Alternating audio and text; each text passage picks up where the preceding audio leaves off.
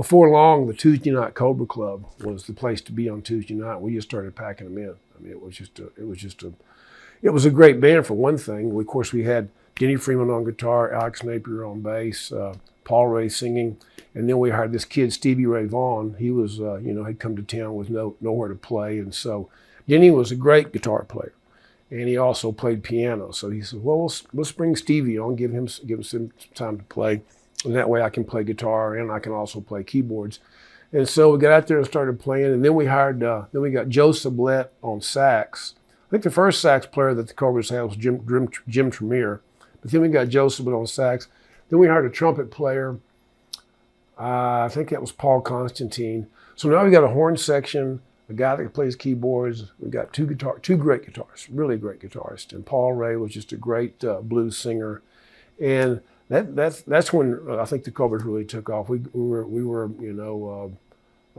voted as Band of the Year for a couple of years. This is back when the Chronicle. But before that, there was a magazine called the Austin Sun, and so we did really good. And it was just that was probably some of my most favorite gigs, and one of my most favorite bands, because playing with a horn section, and of course you had Stevie on guitar and Denny on guitar, and it was just a great scene, so to speak.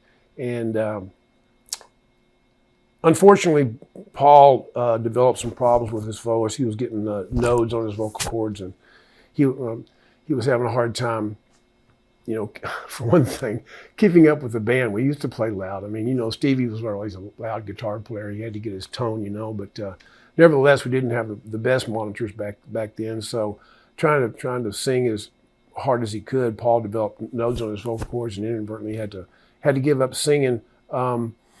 And the Cobras hired another kid named Bobby Hocking for a while.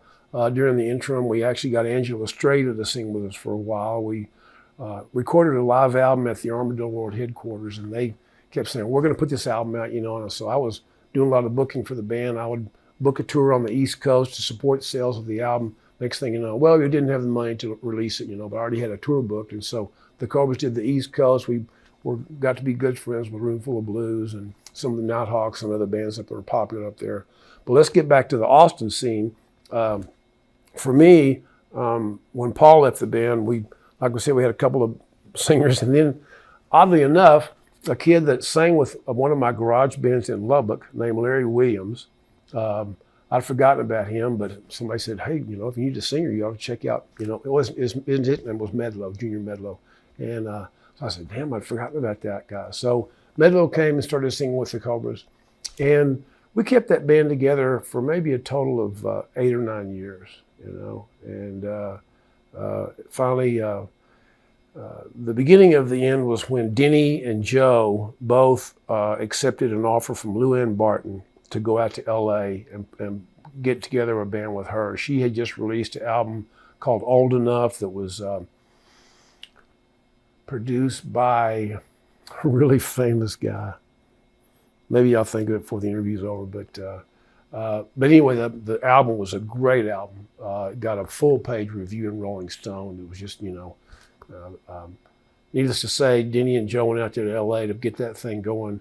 Didn't work out well. I'm not sure if the record company didn't do a bunch of tour support, but nevertheless, Joe and Denny both stayed in L.A. for a long time. Joe Sublette's still out there, a great session guy. I think he's got a group of horns called Texas-Cali Horns. He and Denny both played with Taj Mahal for a long time out there. And while that was all happening, I went ahead and hired Derek O'Brien back to play guitar, and then went through numerous sax players.